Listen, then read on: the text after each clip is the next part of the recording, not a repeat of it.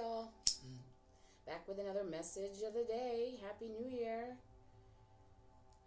So, settle in. This one's gonna be jam-packed full of info. So, first thing is that I was getting a bunch of, it wasn't even a bunch. It was just one very loud message over the weekend where I was just seeing a picture of Bugs Bunny at the starting line with the turtle. So, tortoise and the hare energy, okay? At first I thought it was just for me because of how often, how bright, and how loud this message is. Tortoise and the hare, right? But then I went on social media and scrolled on every app that I have, and I don't usually do that. And that little excursion showed me that this is the collective energy, okay? So, whatever you were trying to plan to do before the first of the year hit, and you were rushing, and maybe you still are rushing, no need to rush. I need to remind everyone here that time is a construct made by man, okay? It's not even really real. Sometimes, some places, it's not even January, okay?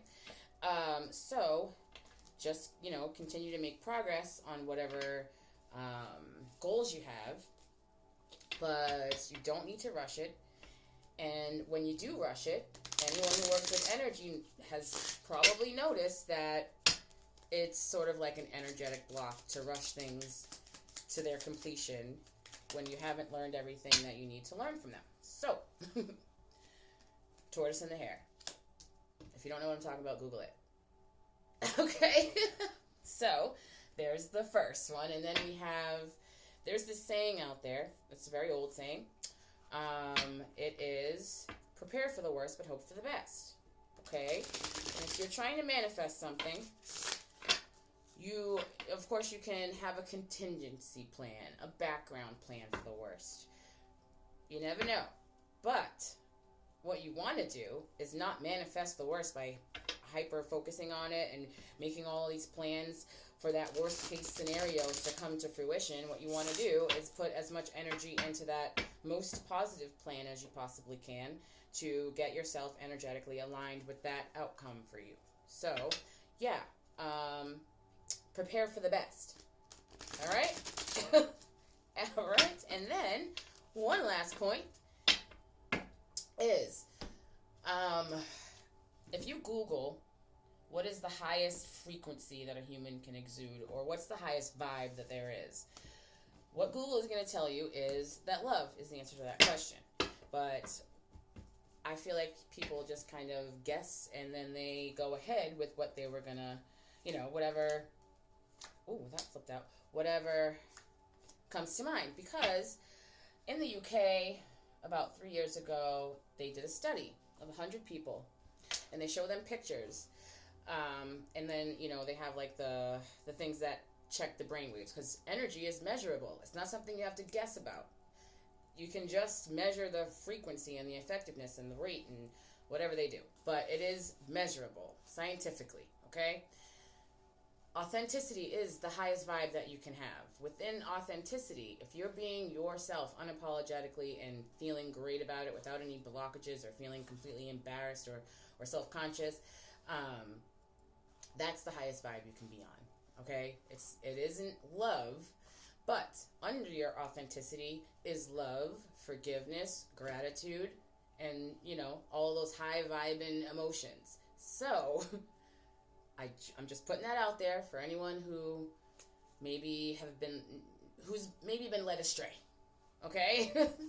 Authenticity is the highest vibe that we got.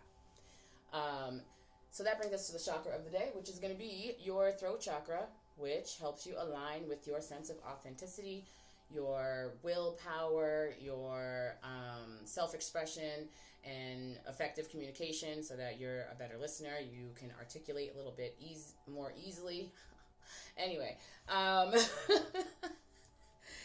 so take 3 deep breaths into your throat chakra today and fully and completely release those breaths.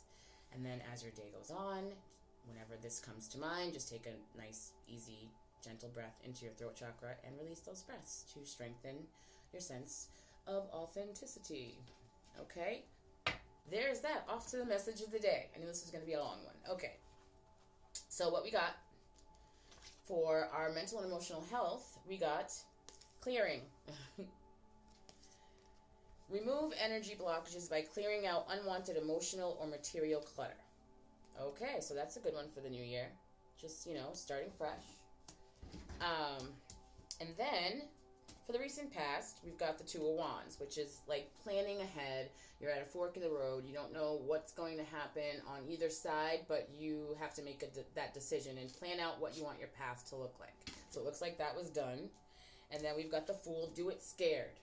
Take that first 3, 4, 5 steps onto that path, whether your heart is racing or not. Breathe into that throat chakra, that anxiety. It'll lessen the symptoms of anxiety, and focus on the legacy that you have begun to build for yourself and whomever else may benefit or contribute to that legacy. Wow, okay, y'all, that was pretty direct. So clear out nouns that may be in the way. And, nouns are people, places, and things that will maybe be an obstacle, a purposeful obstacle in your way, or distractions, things like that.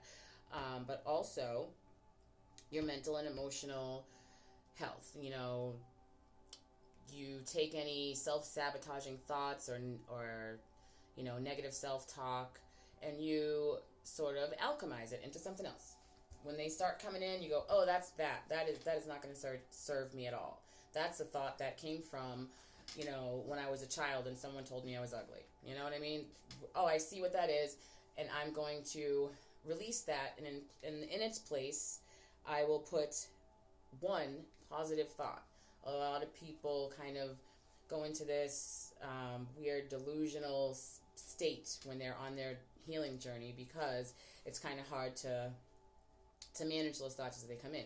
That's why I suggest that you take one positive thought, like, I'm rich, right?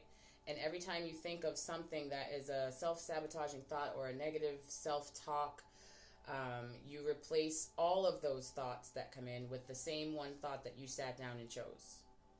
That helps that change in your energy. It helps it sink in, and it helps fully release those other things so that they don't keep coming back to try and taunt you. Because a lot of people are like in the midst of trying to recondition their own thoughts and emotions. But when they come in, you're like, oh, I got to think of something positive right now. No, have that prepared and let it be the same thing over and over again. And then, once you've got that cleared up, you can change it to something else. All right, just a tip. But that is the message of the day. Take the step, do it scared. Your legacy awaits. Like, your kingdom that you are building awaits you. Just, continue to meditate, clear yourself out energetically, organize your space, do some shadow work, clearing out some emotional baggage or pains that are no longer necessary for you to carry around, some fears that are just blocking you from going towards your King of Pentacles energy. King of Pentacles is a person who built themselves up from, the ground up, but did not shit on anybody on their way to that throne. So that's where we are. Message of the day: clear out the nouns and the energy that no longer serves you. That's it. If this resonates with you, hop over to the link in my bio, book your personal private reading, and I'll see you then. Thanks so much for watching. Thoroughly enjoy your day.